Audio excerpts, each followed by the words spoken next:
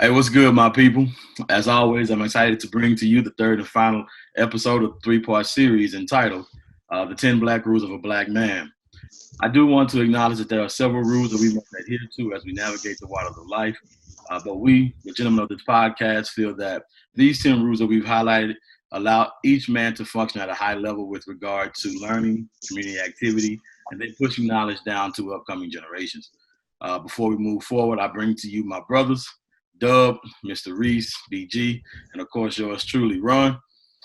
If you've been tuning in and you know that the first 7 rules that we discuss are the following: to be an individual, to be honest with yourself and others, to seek mental health, to be able to defend yourself, educate yourself, reading and researching, seek counsel and pass it along, and then to be active in your community. In this episode, we'll close out with the final 3 rules. To kick it off, we'll kick it off with get employed, stay employed. So, Mr. Reese, let's talk about it. Getting employed and staying employed. I think that's critical for the black man to survive for one reason. You can't really do anything without money. You can't pay your bills, you can't take care of your family. There's a lot of things you need, but I will say this, it's critical that you keep a job. And it's important to understand that the job that you may currently have may not be the one you have next year or the year after that. Yeah. So I think sometimes, and I'm guilty of it. I remember working at Mazzio's Pizza, and that's where I started to like really talk to myself angrily because I hated that job. But I couldn't quit because I had insurance, car note, other things like that. But I think sometimes black men get frustrated with their jobs and the lack of progress or the lack of increase in pay, and then they just leave without a plan. And I don't think that's a smart thing to do. I've never quit a job or been fired.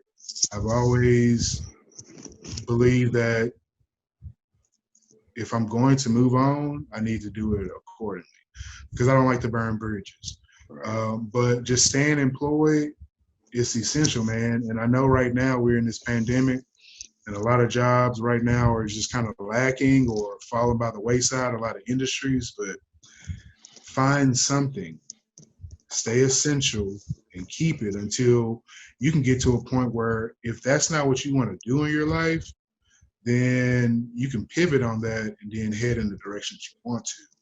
So keeping a job and staying employed, super critical. I have a question before somebody else gets into it.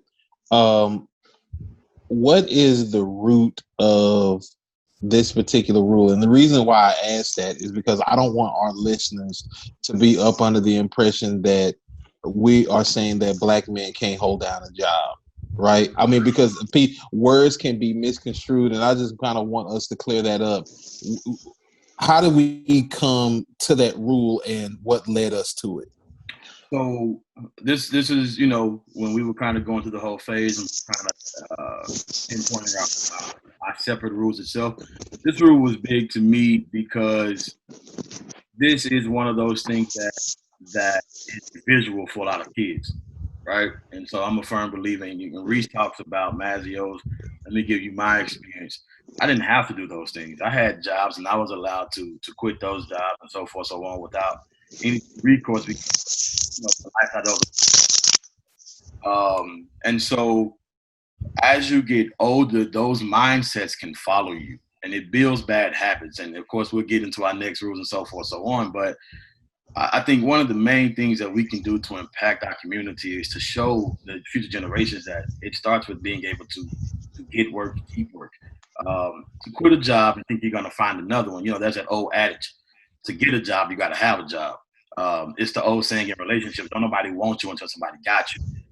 And so I just think it's ultimately important if we're going to, as we discussed later, build empires. We can't build empires alone on hopes and dreams. We have to have some type of finances to go along with it. We have to be able to put the small coins to the side, be able to stack those. And the only way we can do that is if we're employed. Some of us get lucky. We run into a lump sum of change, but we all know the history behind running into that. It doesn't last long. And so being able to get employed, stay employed allows you to a lot of the things that you hope for the future. As we'll discuss later, it really is, once you get to a certain age, it's not about you anymore, right? It's about building for the people who are coming beneath you. And you can't do that if you're sitting on your behind at the house, or you're not actively trying to seek something. So, and I'll get right into it. For me, I've had students ask me, in the past, yo, Coach Anderson, Mr. Anderson, what happened if you got fired? And at that time, I only had Mason. But even then, there's a lifestyle that we had afforded Mason, even though he didn't recognize it. But I didn't want that to change.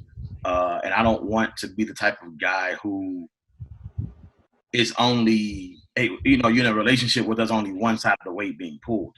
And so I'm not afraid at this juncture in my life to say, you know what, if it's McDonald's, if it's Taco Bell, if it's, some of these small paying jobs, I don't mind starting there and then finding something to complement it as I kind of work to, try to make up for the deficit that's been created by my loss of a position or employment or so forth, so on.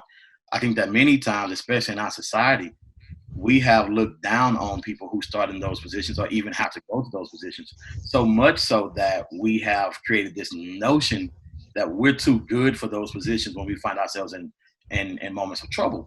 And that's a bad mindset to have. If it's a job and it's paying, bro, you got to go get it. It doesn't matter what it looks like.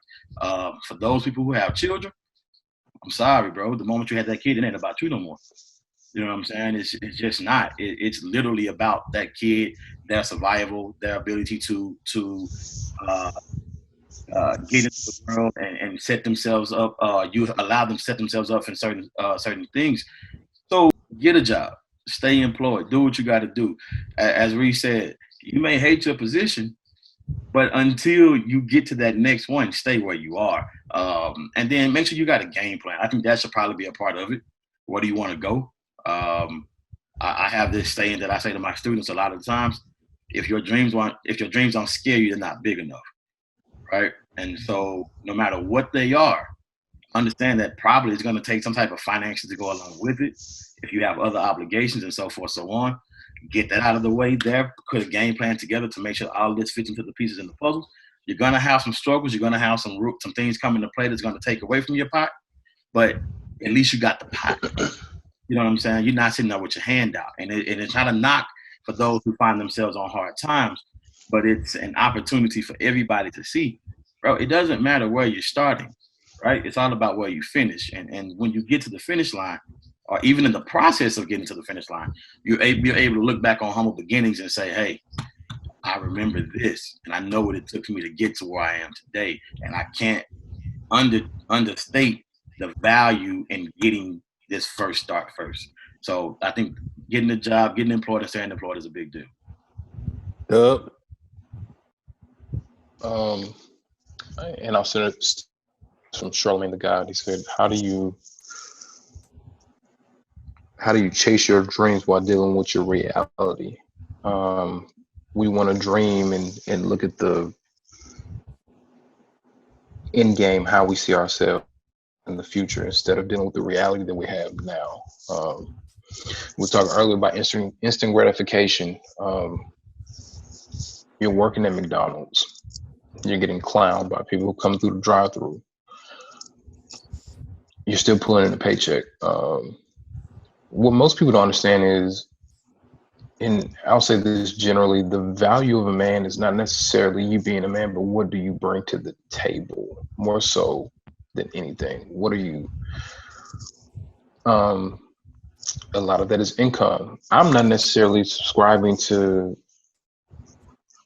getting a job, but just what can you afford yourself with the resources that you put yourself, the resources that you put ahead of yourself to make money, to finance things, to insure yourself, life insurance, medical insurance for your kids, life insurance for your kids, a roof over their head, food on the table.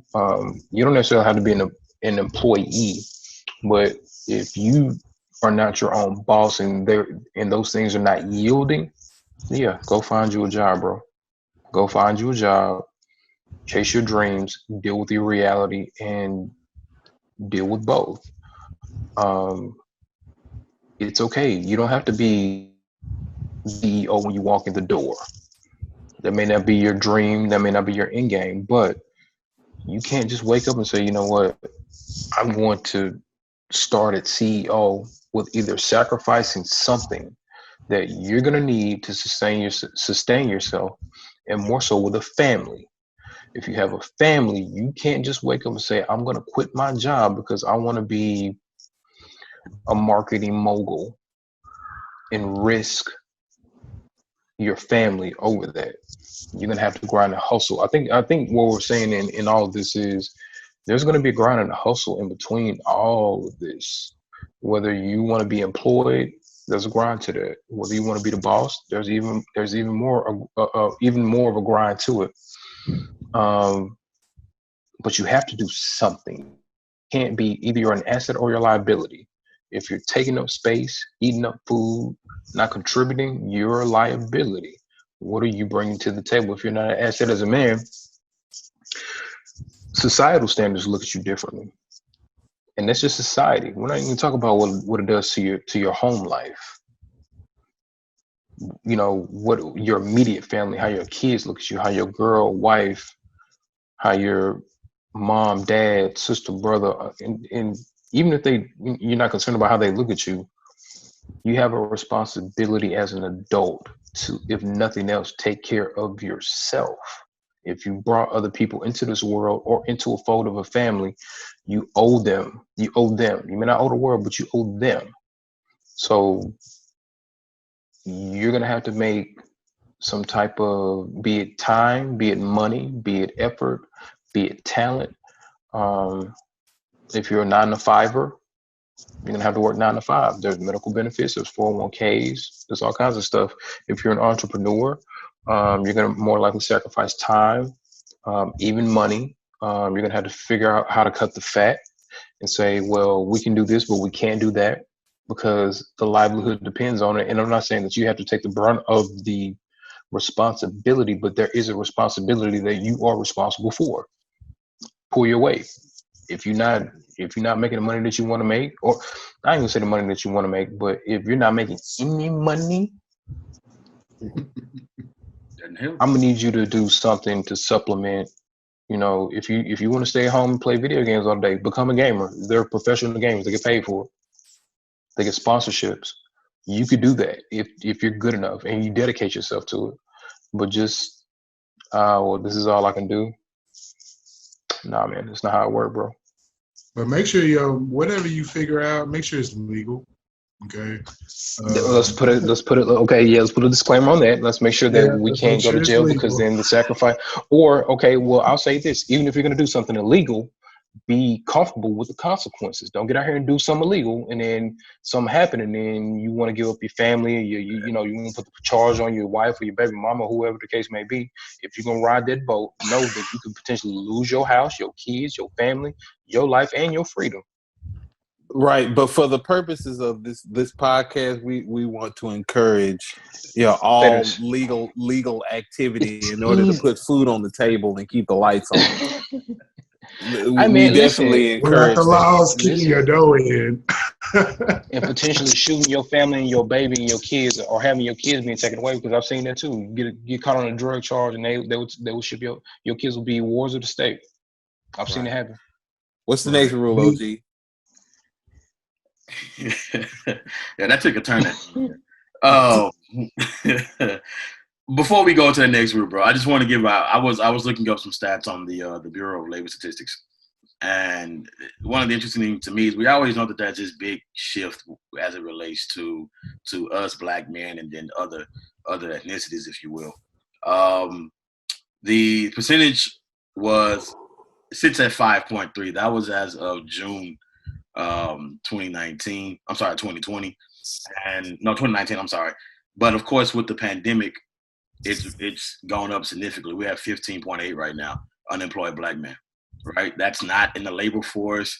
That's not, you're just not doing anything. That's not considering people who are retiring. That's eligible people who are not taking advantage of some of the opportunities that lay before them. And I understand the pandemic, but I want you to think about this: 5.3 to 15.8 in comparison to our counterpoints 2.8 to 8.7, right? And the conversation that you gentlemen were having prior to us, going into this tape, we talk about some of the things that take place. Well, I just think something as small as this, it says to us that we can't even begin to move the needle on a lot of these things until we take care of the small things first. I have to give credit to this younger generation, because a lot of these younger generations, these kids are willing to get out there and get it no matter what. I'm gonna give credit to one of my little cousins. It's actually Ash's cousins, Jaron Jones.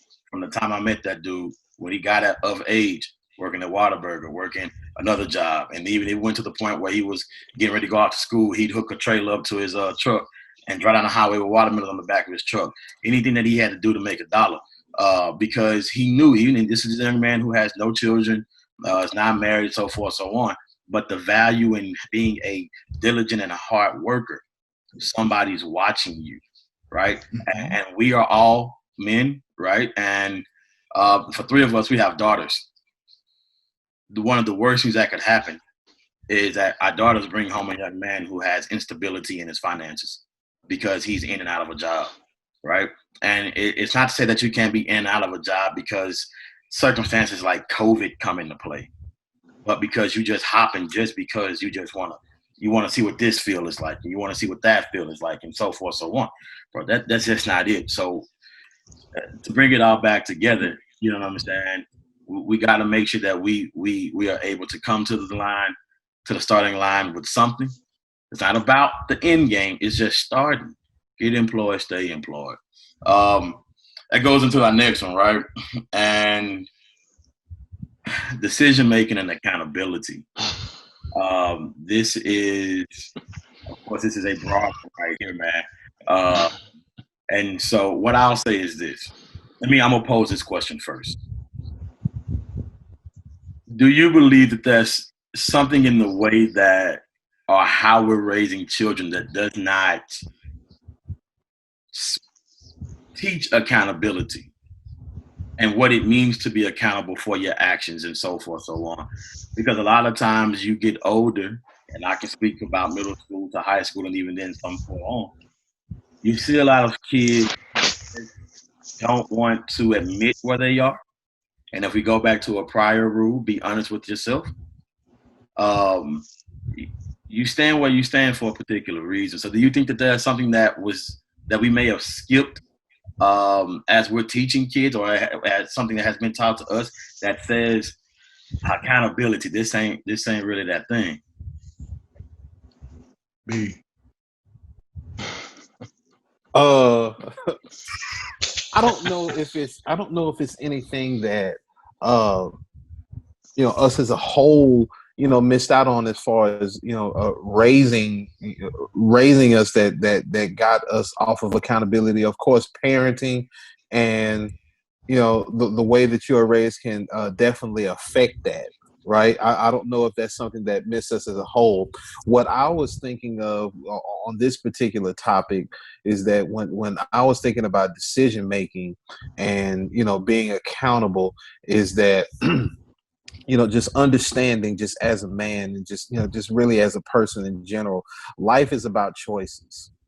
The reason I was listening to a podcast, and there was a billionaire. He was just kind of giving out life advice, and he was saying that wherever you are in life, most likely you made an appointment to be there, which means that there are a series of decisions that you made that in order to get to the place that you are, whether that place be good or bad. Right now, of course, it's life, and things are going to be unpredictable, and you're going to get dealt the hands that you're dealt. But if you look at your life, there are a series of decisions that you made in order to get you to where you are right now. So if you don't like where you are right now, you go back and you look at your decisions. If you're in a place right now where you don't have any money and you're broke and you're not doing well financially, you can probably look back in your decision making and say, hey, I spent money on this and I spent money on that, and that led me to where I'm here. And it's just, when you get older and you make decisions and you have to deal with consequences, it's definitely something that's real. And it reminds me of a quote from Will Smith. He said, it is a difference between fault and responsibility. Right? Like it may not be your fault that something happened, but it's definitely your responsibility to fix yourself, heal yourself, and make a life out of it. You know what I'm saying? So it may not be your fault that something happened, but it's your responsibility to make your life as good as it can possibly be. And some decisions that you can make, the consequences, you can be like, okay, that really sucked, I'm not going to make that decision again. But there are some decisions that you can make in your life where you can deal with the consequences for the rest of your life, right? And you have to take responsibility for the decisions that you make. And consequences can be very, very difficult to deal with. Right. And that's what I was thinking when I came up with that rule. For sure. Reese, I'm going to kick it to you, but I want to kick it to you with this question. And based off exactly what B just said, why does it seem that human nature always looks to fault first? Why is it always we have to point the finger at somebody else as opposed to looking ourselves in the mirror and just saying, you know what, this is on me? Well, I think, and he alluded to it briefly just a while ago, I think people are afraid of consequences. Here, and just to give you an example, my first year in administration, I made a lot of mistakes, okay? But it did me no service to not hold myself accountable and own up to those mistakes, because, and given the weight of them, like B said, some can be life-changing, some can be, okay, I can make the decisions, I can change, certain things to do better. But when we can't own up to our consequences, we're not being honest with ourselves, rule number one. And two, we're not going to learn from that situation. If you can't own up to your mistakes and be accountable and hold yourself accountable and be honest with the fact that you messed up or you didn't make a good decision, how are you going to learn from that? So I think we're afraid to own up to our consequences. Now, I mean, as a black man,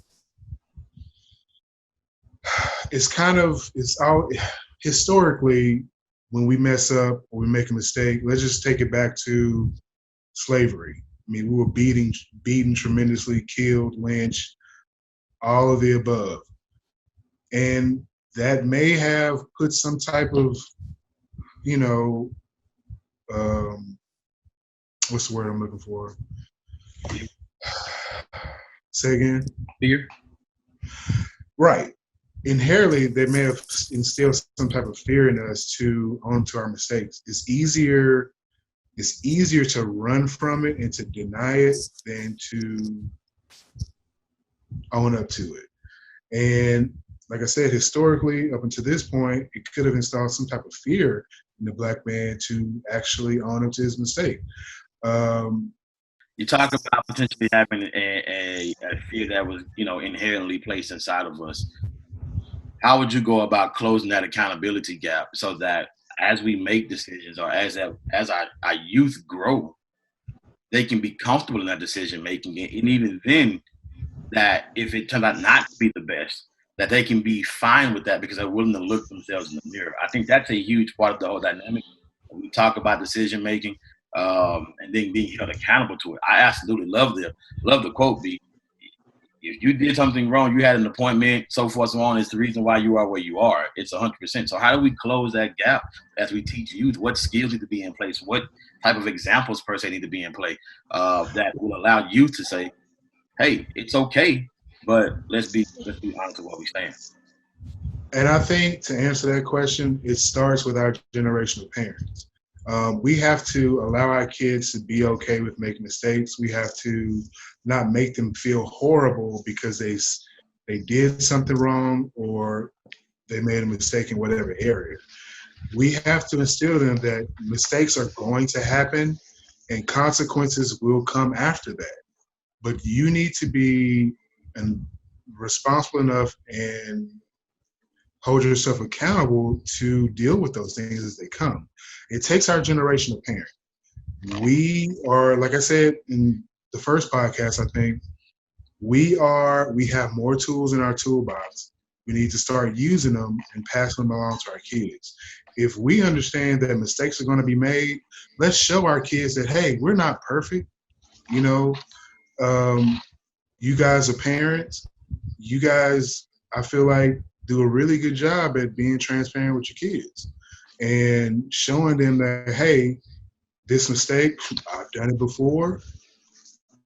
Okay, maybe not so much the Dub and BG, but Ron, you have a son that's a little bit older and has quite a bit of understanding, but that comes from you showing him the good, the bad, and the ugly when it comes to whatever situation that comes up at the time. We have to be okay with our kids seeing our flaws, understanding that we recognize our flaws as parents or whatever, and this is how you change it. This is how you understand what your deficiencies are and change them for the better. And that needs to be passed down from this point, from generations down. Yeah, man. And Dub, before you go, another thing that I want to add is that right now we're talking about being accountable for decisions that we make. We also have to be aware that we're going to have to be accountable for decisions that we didn't make. All right, and I'll explain that. Right now, you have COVID-19 that's happening. Because of COVID-19, there have been a lot of business owners that have lost their businesses. There are people who have lost their jobs. Guess what? You're still accountable because you have mouths to feed. You have to put food on the table and roof over the head. Everything is not going to be fair, right? A fair is a place where they judge pigs and you eating cotton candy. This is real life, and there are going to be times in life where things aren't going to be fair, and you're still going to be held accountable. And that's what those are the type of things that I'm talking about. Real life situations to where you're going to have to be like, you know what, this, whether I did it or not, if there's something that has to be done, I'm accountable for this, and I have to do something about it. Accountability is about saying, regardless of fault, this has to be done, and I'm the one and I'm making the decision that I'm the one that's going to do it. But my bad. Go ahead, Doug. No, you kind of took my points a little bit. I think the worst part about accountability is it forces once you come to true accountability, it forces you to do something. You can't think it, you can't dream it, you can't imagine it, you can't rationalize it, you can't shift the responsibility. It forces you to do something, be it stay the same or change. And we're talking about the rules that we're going through. So let's just assume that your accountability forces you to change something.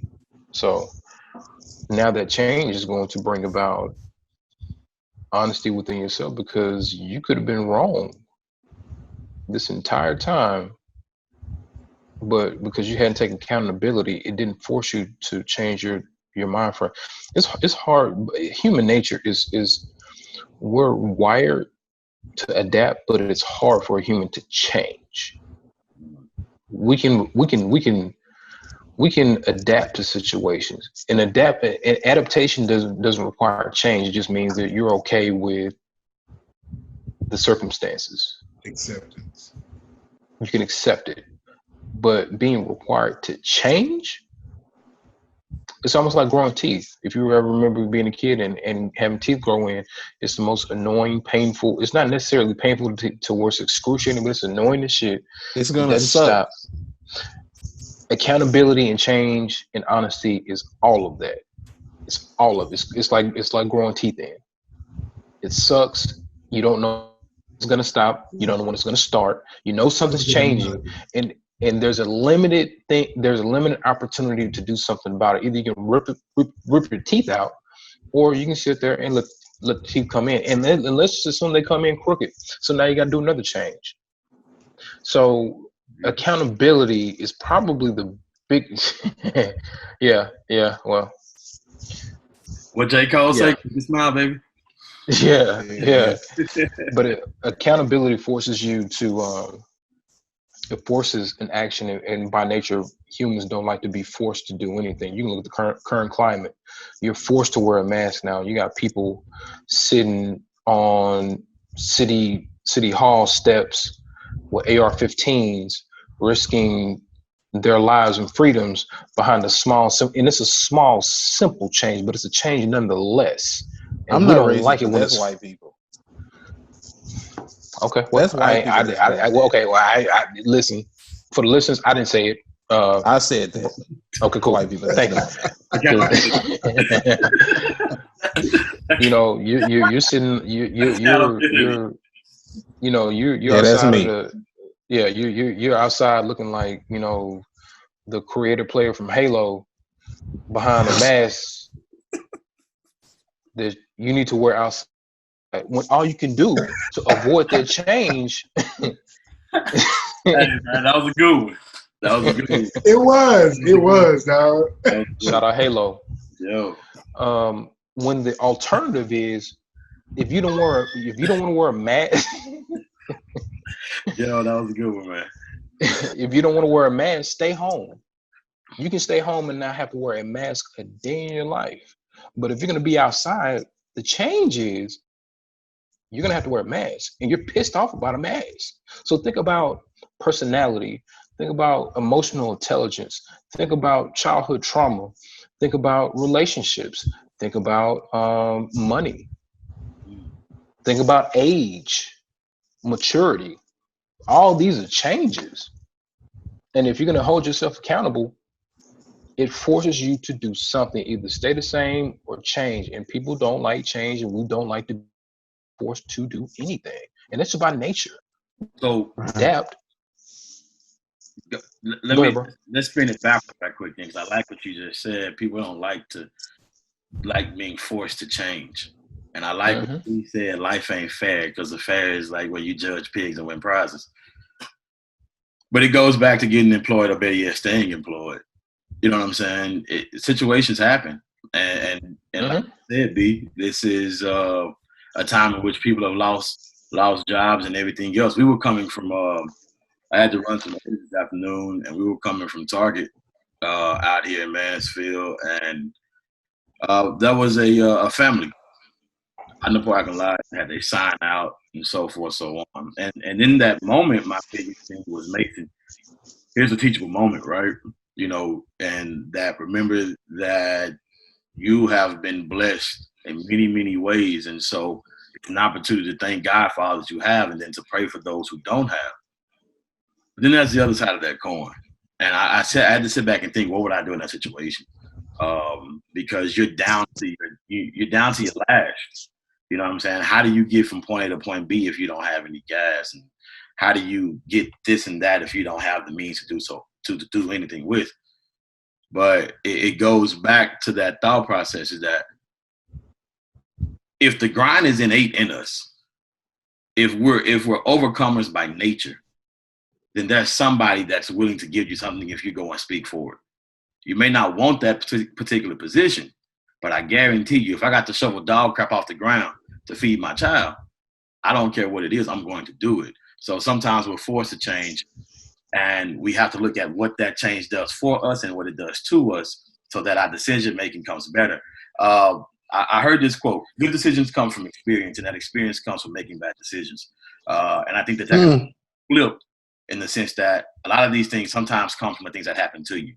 And so our decision making, especially for those of us who have children, and not even that, for those of us who are responsible for family members because they're looking at us in a role model type of a situation. And that can't be understated. Because the value of the uncle in these homes, the big cousin, the big brother, and so forth, so on, it is huge. I talk to Mason all the time about what it means to be a big brother, and know that if you in here and you're doing all this lip service and everything else, that little 3-year-old monster coming behind you, she trying to do the exact same thing. And so it's being accountable for that and understanding the type of power or prowess that you have that's going to take effect, even though it's not happening directly to you. And bottom line is, like to pretty much sum it up, what all four of us are saying is that, like I said, life is about a series of decisions. I mean, you can spend time and waste time thinking about, what happened to you and the circumstances that are surrounding you, and they're all valid points. And and I had to learn this the hard way. Right? You can look at what happened to you, and you could be 100% right. You could have total valid points. You can say, my parents didn't raise me. I was in a single parent household. You can say I didn't have any money. You can say a series of different things. But at the end of the day, it's up to you, whatever the circumstances are, to do the best you can with what you have at that particular moment. It's about you taking accountability. Is about you taking the reins. And like I said, it sucks. And I had to learn that the hard way.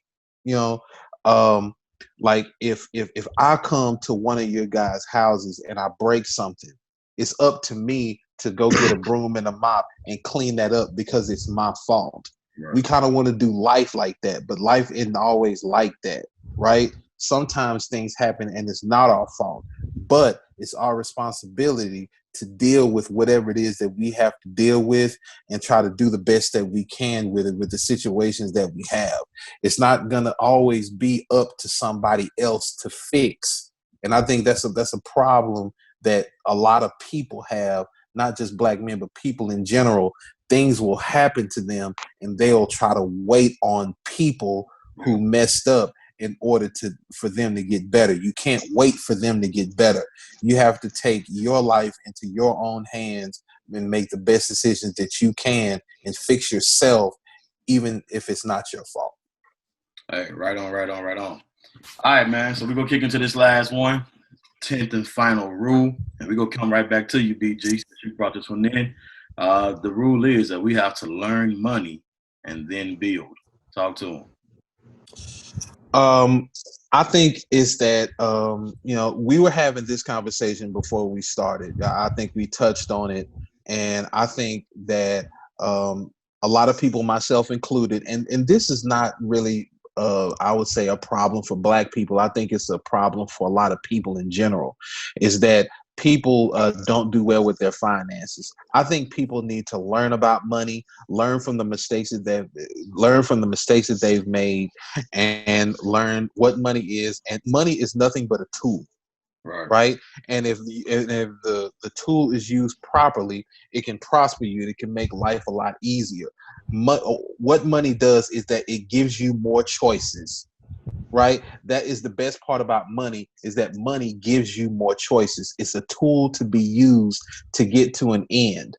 Right. And I think that, a lot of people in our community, we've had, a lack of information. We've had a lack of education, and we don't know about money. Sometimes some people were raised by people who don't know about money. And if you don't know something, you can't pass information along to somebody else.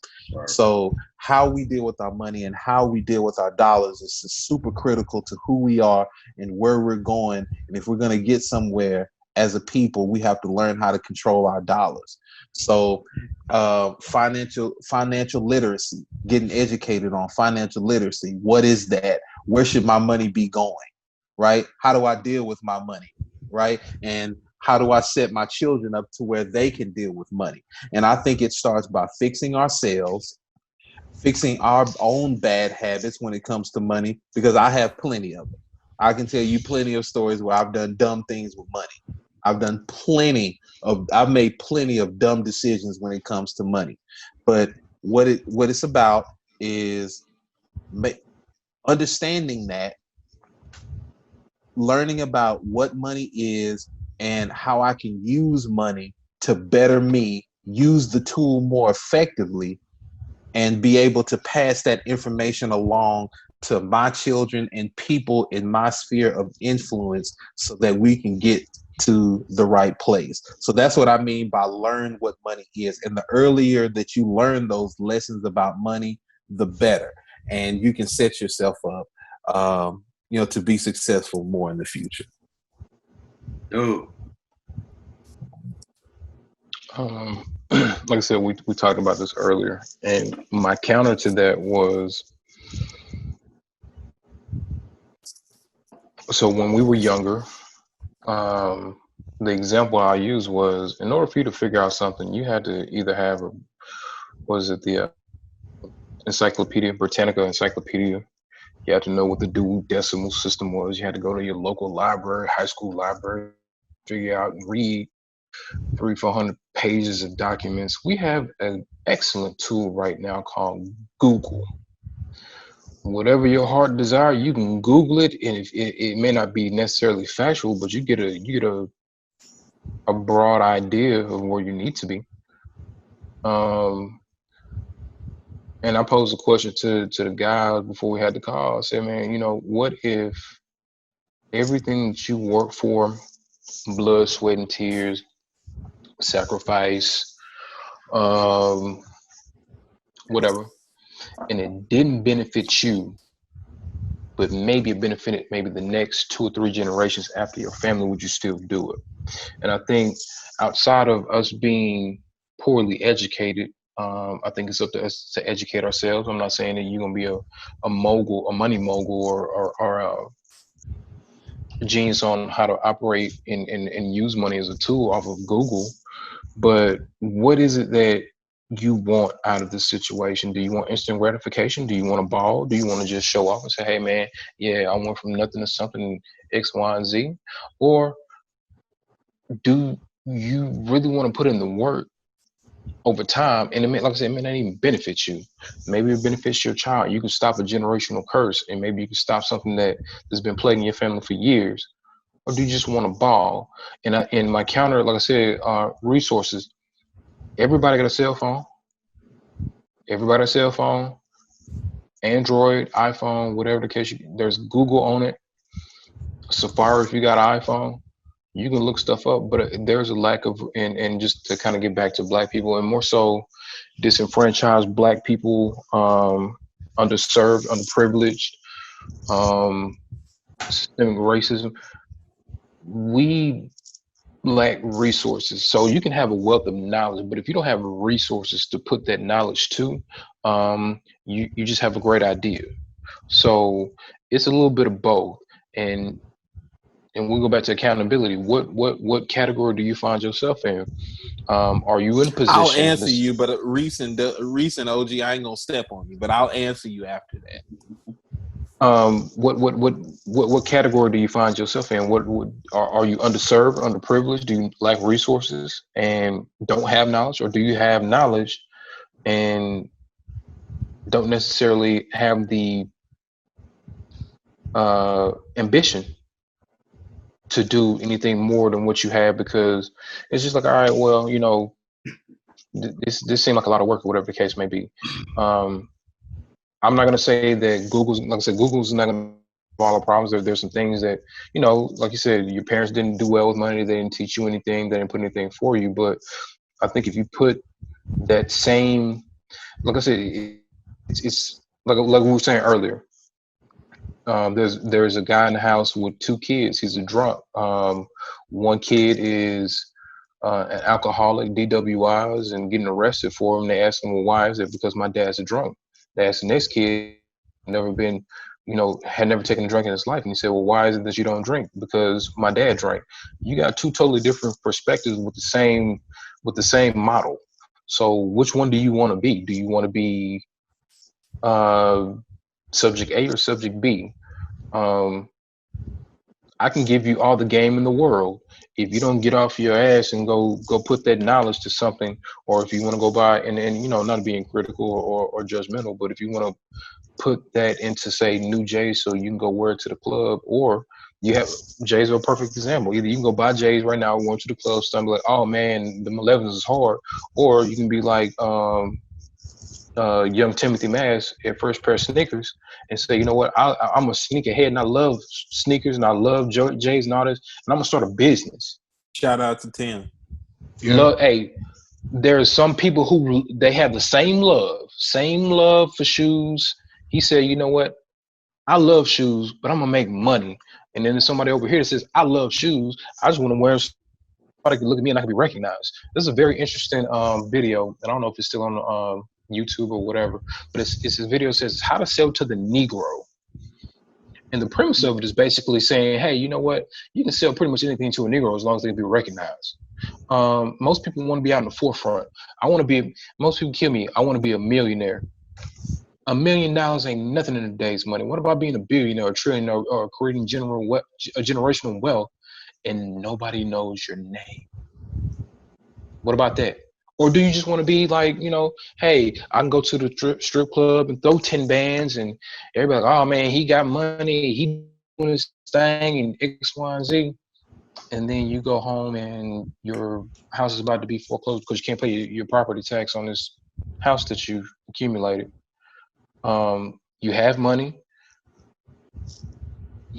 Sometimes it's a matter of not having the knowledge, and sometimes it's just a matter of this is what I want to do with what I want to do it with. So accountability, which one do you fall in? Do you not have the resources? Do you not have the knowledge, or you just don't care and you just want to do what you want to do? Mr. Reese? Well, I definitely think that it's important to flip your passion. Like you said, man, shout out to Tim. He's always been a Jordan head. Absolutely. But he took that and turned it into a business. So flipping your passion is very important. Now, when it comes to learning money, my personal experience is, as far as my parents, and not a knock on them or anything like that, but I had a good example of how to manage money, then I had a horrible example of how to manage money. But I really picked up on the horrible example, but I observed the good example. My dad, when we would go on vacations, man, or we would go out of town or go to Six Flags or wherever we were doing, he would have a whole stack of credit cards. And I was like, man, why you got a whole stack and all this, that, and the third? And I didn't really understand that now or then until now. It's just a game you play with the credit bureau. The larger line of credit you have, the better your credit score would be. And not only that, if you can manage it across multiple cards, your credit score will jump up tremendously. But learning money is critical for our community because we're one of the driving forces in this country when it comes to purchasing things. Like we've all alluded to, we will spend our money on, like I said, no knock, but sometimes on frivolous things that don't matter, just so we can shine and be noticed. I think we as a community, we need to get away from being recognized for what we have, and whatever knowledge we can accumulate, just pass it along, man. And once you learn the importance of money and you understand how to manage it, accumulate it, save it, invest it, then you start build your own. Don't rely on someone to give you an opportunity, although it does take someone stepping in and helping sometimes, or giving you advice, or give you the inside B. I know Dub was telling us about how some people get together and they put together $5,000 and put it in a pot and they go purchase land. All those things are great and critical when it comes to building. And we as Black people, we accumulate a lot of things, and we can show a lot of things. Like, yeah, we have a lot of people who are riding around in Cadillacs on Vogues and all that. But yeah, Vogues. But Elbows. do you own your house? Do you have any land? Because land, to be honest, is probably the most valuable thing you can accumulate, because it's never going to go out of style and there's not going to be any more made. So the more of that you can accumulate, the more opportunities you can and develop for yourself. So I think as a community, especially Black men our age, young Black individuals, don't concern yourself with the shine. Learn how to use your money, your wealth to work for you. And then in turn, you take that and you start investing in yourself, community, property. And I feel like all of that, it'll work out for you and help you out generationally in the end. OG. So I'm gonna do this. I'm gonna kind of take a point out, and I'm gonna do it. Let's do a little game since we're getting ready to go back to school. Let's do a little round robin. Reese knows what that is. So I'm gonna give each of you 2 words, and so we talk about giving the opportunity to learn about this and even grow in this moment. So there may be a young kid who's watching this, who's getting ready to enter the world, and he may not know what to do. So I'm going to give each of you 2 words. I'm going to give you a couple of moments to expand on those words. And Reese, you kind of touched on some of them yourself. So I'm going to give you, Reese, credit and debt. BG, I'm going to give you budgeting and savings. And Dub, I'm going to give you goal setting and investing. Let's roll. I'll jump it off with the credit. Man, when I was younger, I remember getting my first credit card in college. I had got an overpayment check. I got an overpayment check. I went to Wells Fargo and I opened up a savings account, and that lady talked me into getting a credit card to protect overdraft. And I was like, oh, okay, sure. Right. But when I stupidly blew all my money in the mall or buying whatever that wasn't important that I can't account for now, I fell back on that credit card and I was like, swipity swipe. And that's not smart. And I had the mindset then that I didn't really care about my credit score. But that wasn't until I started to try to accumulate things further down in life, like going to a car dealership. I used to go in a car dealership and be like, Lord, please, I hope they approve me for this loan. I don't know how much I got to put down. You know what I mean? So being able to understand that credit is important now. And Dub came up with a wonderful idea for his daughter, and I hope people can take this and use it for their kids. But if you have good credit and you want your kids to start out with good credit, put them on your credit card as authorized user, and that will help them build their credit. When we got ready to purchase our first home, my credit score, well, a year before, because it wasn't going to happen right then with my credit score. But my credit score, I'm going to be honest, it was like a 480, 490. Yeah. But with the help of a credit repair company, I really, not only did I allow them to help me build it, but I was trying to understand what are these tricks of the trade that I can do to jump my credit score up. And just to be honest, like I said, we're relocating back. My credit score had kind of fell by the wayside. It didn't get that bad again, but it got to a point where we're not gonna be able to get the house we want. So taking the knowledge that I learned that first go round, I was able to bring my credit score up from a 620 to like a 740 in like 6 months. You know what I'm saying? So I'm in the 7 club, baby. Let's go. Black man with good credit. It's rare.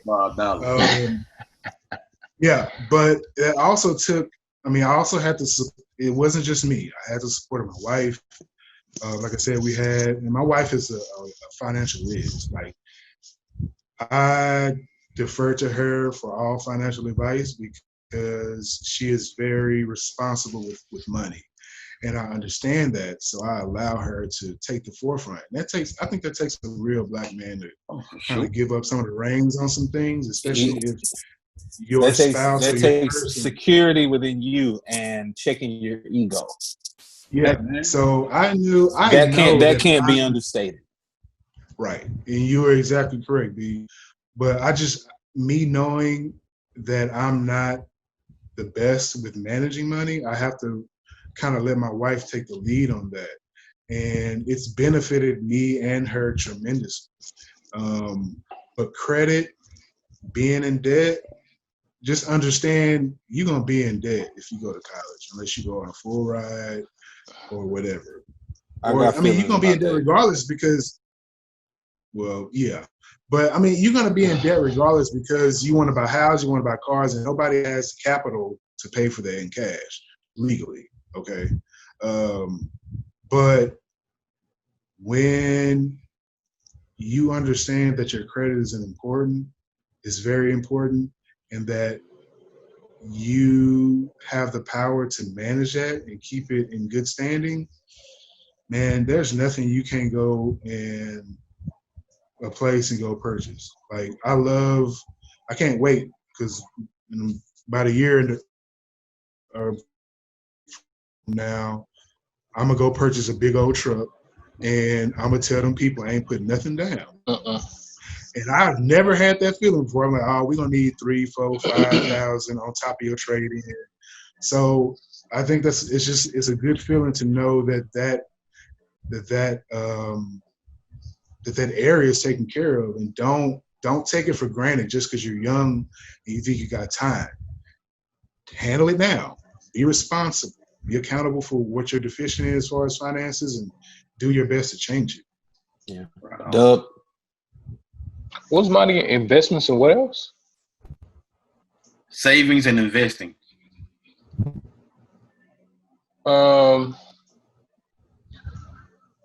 So I'll kind of give you I ain't gonna say the hood version, but investment for a better term is mailbox money that you make in your sleep. I would love to say that should be the goal for everyone, especially Black people. That's going to require, it's not going to be a quick flip. It's going to require time. It's not instant gratification. It's going to require research. You can't be mentally lazy. You can't be emotional behind it. You have to figure out where need is that supplies a demand. And the savings portion of it is,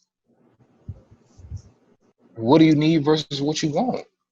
Like, I for the life of me don't understand some, and maybe because I'm not in those positions. How much are you willing to sacrifice? Because we were talking about earlier, the shine, to be noticed, to be recognized, and he got it. Like, people see me all the time. Oh man, you live in X, Y, Z. I was talking to a guy earlier. Oh man, you living out here? I know you do.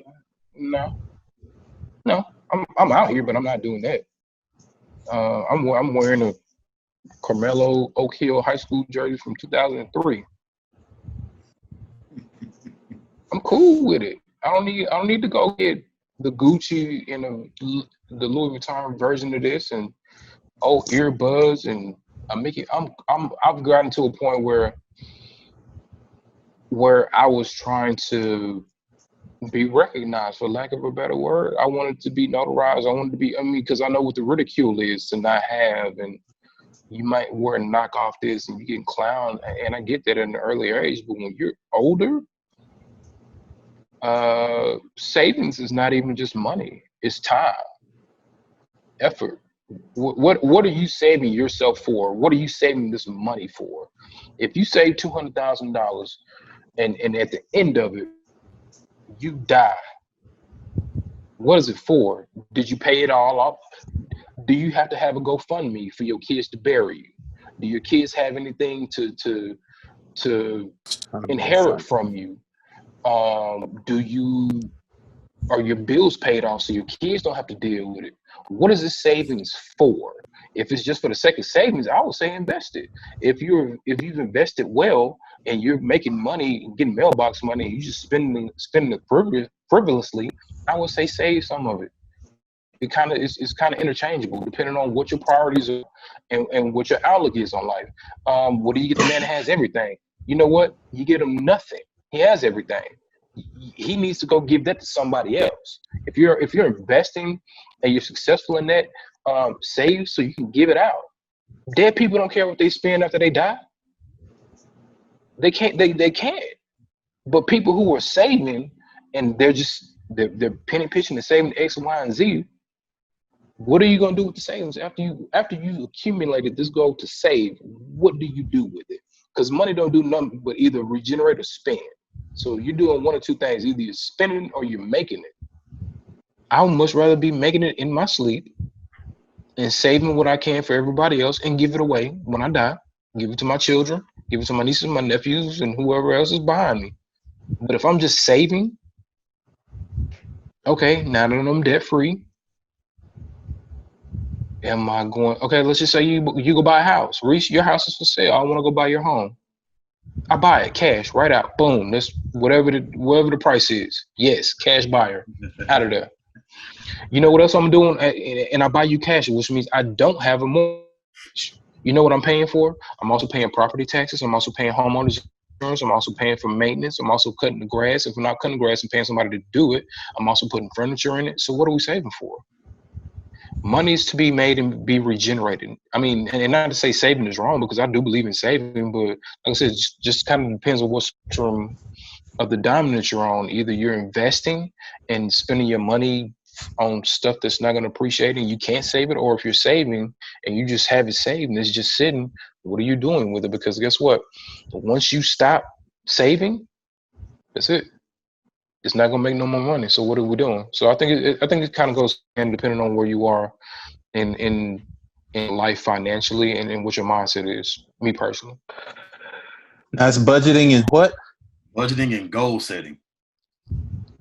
Okay, budgeting and goal setting. What I think about when I think about budgeting and goal setting, another word for a budget is the second word that pops into my mind is discipline, and that's all budgeting is. It's disciplining yourself to say, hey, I have this amount of money, I have this amount of bills, and I'm not going to go over this because I'm trying to tell my money where to go instead of looking at where my money went.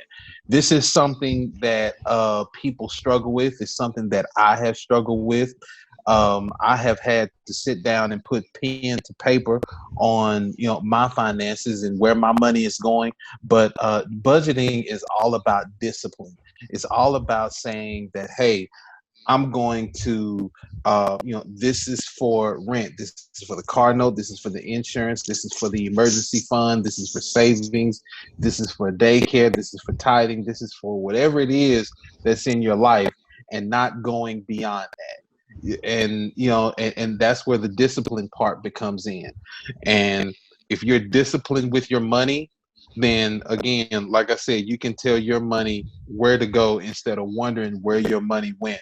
Because wherever I'm reading this book right now, and I forget the name of the author, forgive me for that, but it's called High Performance Habits. He said, wherever there isn't structure, there's chaos.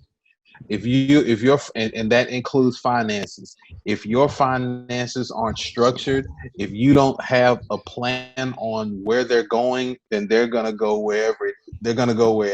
Right? So if that's where the discipline comes in. All a budget is saying I'm going to discipline myself and saying I'm only going to spend so much on this.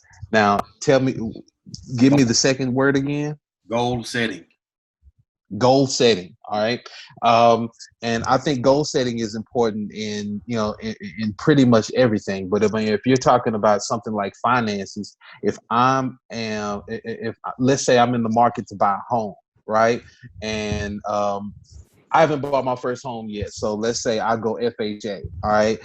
In FHA, you have to have 3.5% of the house amount. You have to put that down.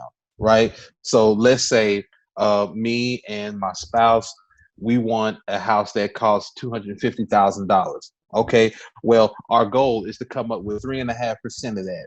So we have to work that into our budget. We have to discipline ourselves and say, okay, we're setting a goal to come up with 3.5% so we can get this house, right? Correct. So we can't go out to eat this particular time because that's not in the budget. We're going to discipline ourselves and we're going to go home and then we're going to fry this chicken. We have to discipline ourselves and say, okay, well, I can't buy this bottle this particular time, because that's out of the budget this month, and I'm going to go home and I'm going to chill. It's making decisions and saying, hey, this is where I want to be. This is the goal. Setting that goal and disciplining yourself and making sure that you get to that goal. It's not something that happens overnight. It's not something that just happens to young people. It's something that happens across the board, across color boundaries. And, it's about disciplining yourself and doing your best to try to get yourself to where you want to be. Now, I did want to touch on something that has been talked about as in regards to finances. If you talk to anybody with money, they'll say, hey, you're spending your money on this, you're spending your money on that, you're spending your money on things that don't matter and things like that. And while I agree with that, these people that you see that have all of this money, people are there. Everybody buys things that I would say that are non-essential, right? And we had this discussion before we started recording. There are people who buy cars that cost $40, $50, $60, $70,000, and they have their boats and they buy their clothes. And this is across the board. This is not something that is just specific to Black people. It's just the problem comes in. It's not the fact that you have rims on your car. The problem is that you put rims on your car with money that you should have been investing with. You bought, something that was frivolous instead of paying your light bill, right? And I was listening to a guy, he was a big real estate investor. He said that he has all the trinkets. He has $80,000, $90,000 cars. He has four-wheelers. He has his own plane. He has all of these things, but he bought it with the residual money of investments that he made, right? So he was smart with his money up front. It's not about not getting yourself something that you want to enjoy, right? I don't think life is like that. You know what I'm saying? I mean, you're going to buy something that you enjoy. It's not about that, but it's about being smart with your money, and it's about timing. And you don't buy your toys with money that you're not supposed to do that with bill money. Don't put rims on your car when your lights are off. You know what I'm saying? Don't buy a PlayStation when you're 40 years old and you have kids to feed. You know what I'm saying? Like it's making decisions like that. And I think that sometimes we, not we as in us, but I think that people say, hey, don't buy this and don't buy that. People are broke, don't buy this. People buy that kind of thing all the time, but they discipline themselves and they don't make that the goal. That's something that they buy, when they can do it. It's about being smart first and then buying something that you enjoy afterwards. So I think it's real important to point that out, because people buy things that they enjoy. They enjoy life. You know what I'm saying? People buy themselves boats and jet skis and go on vacations and do all of these things that people say you should stay away from. But it's not about staying away from it altogether. It's about being smart first. It's about being smart first. You know what I'm saying? And that's just one man's perspective. I like how Ron gave us both all words that we either are pretty good at or know about or suck. Wait, No, but it's good though. y'all talked about it. But I'm trying to figure out how did my life become an example in this picture because I went and bought some rims. I should have been investing that money. No, bro. Yeah, absolutely. I was gonna say, I'm just playing. I put 26s on my truck. I've done it 2 separate times. Hey, two separate times. It's all good. Can I ask you a question? Can I ask you a question? Where are those rims right now? Well, my truck is gone, so the rims are gone. Oh, okay. How much they give you for the rims? I only lost like maybe $200 on that. Oh, it's a loss then. So it's a liability. Oh no, it's a loss. But It's a loss. But how about but how about this? I didn't do it with my bill money. I didn't do it with money that was important. God right? bless, and there are, and like I said, there are people that buy non-essential items. You know what I'm saying? I don't want to paint the picture that everybody who is rich are sitting there minimalist and don't have anything that they enjoy, because that's a lie. That's not the truth, right? They were just smart with their money first. They invested. They set themselves up in a good position, and then they went and got something that they enjoy.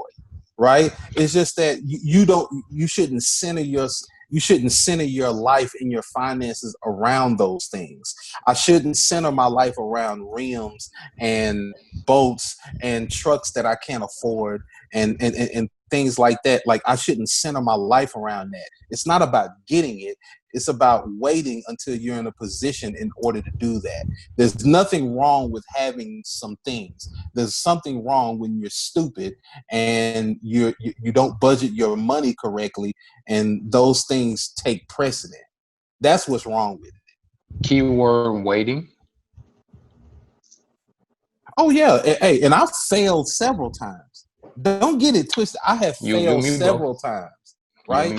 But when you know better, you do better. When you know better, you do better. So in the future, you have to make better decisions with money. That's it. Hey man. But you can still enjoy yourself. You're going to buy something that you enjoy. That's just what real life is. Even rich people who have made the best financial decisions ever have spent money on things that aren't non-essential. All these rich people that's going around here, they aren't minimalists. They're buying stuff at a high rate. They are. That's truth.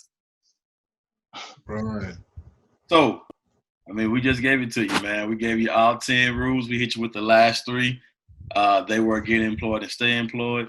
They were accountability and decision making, and then they were learning money and building. Before we get out of here, quick food for thought. We definitely want to pray for those who are under duress to Hurricane Hannah. And since our last taping, man, we lost in the African American community. We lost an icon who continues to fight for the rights of people alongside those who had more notoriety than he himself. In the last episode, we discussed what are you willing to sacrifice. Mr. John Lewis fought and sacrificed his freedom numerous times so that we may continue the efforts to fight racial and social inequality in this country. Though he has been pulled from this earth, Mr. Lewis has provided a blueprint for what it means to roll up your sleeves and join the fight. We, the members of the CarWash Conversation podcast, say thank you to Representative John Lewis for your service. We hope that we're truly contributing to the cause and look to continue the fight to change the narrative for people of color and more specifically our Black men. Once again, we thank you and we salute you, Mr. John Robert Lewis. As always, we're not experts with this. 4 young men who have a perspective and want to share it with you. We ask for all kinds of feedback. Email address is carwashconvos@gmail.com. Facebook, Instagram, Twitter. What else we on? Spotify. Spotify, Anchor. What else you on, Reese? Yeah, no, we're on Spotify and Anchor. Okay. We're on Google Cast. We're on a myriad of podcast platforms. So you only have to just go to those platforms and Google or search it. I'm sorry. Search the name CarWash Conversations and we'll pop up. We're original. And I want to take this opportunity to go ahead and plug a Black business. We mentioned a classmate of mine. His name is Tim Mass. He has a shoe store in Tyler, Texas. It's called Fresh Pair Sneakers. He is in Tyler, Texas. He's doing big things. He has a lot of dope sneakers. Go and check him out. He is on Facebook. He's also on Instagram at Fresh Pair of Sneakers. His name is Tim Mass. It's in Tyler, Texas. Go and check him out. Like I said, it's a black business, and go and get you some sneakers. So I just want to take that time and plug him because that's what we need to be doing. But do it with your play money, not your bill money. Oh, real quick before we go, name changes of high schools. I like John T. Lewis. Now you only had to change the last two parts of it. Speak on it though. It was a school already did it. Yeah, already changed the name from Robert E. Lee to John Lewis. Yo, that was pretty dope. John Tyler, John Lewis. And just to update the listeners, people who aren't from Tyler, Texas, last week our school board. Well, first off, let's back up before that. There was a young lady who went to Robert E. Lee High School who refused to participate in sports because the name of her school was Robert E. Lee, who was a general of the Confederate Army. How you doing, Pop? And the school board unanimously decided to change the name of those schools. So that's the background for people who aren't in Tyler and don't know what's going on. Absolutely. Hey, y'all see, man, this is real life out here. We live. Baby girl come in the picture. I had to lock my door because mine was trying to come in here too. But hey, man, until next time, I'm Ron. I got BG. I got Mr. Reese. I got Dub and his baby girl. We out.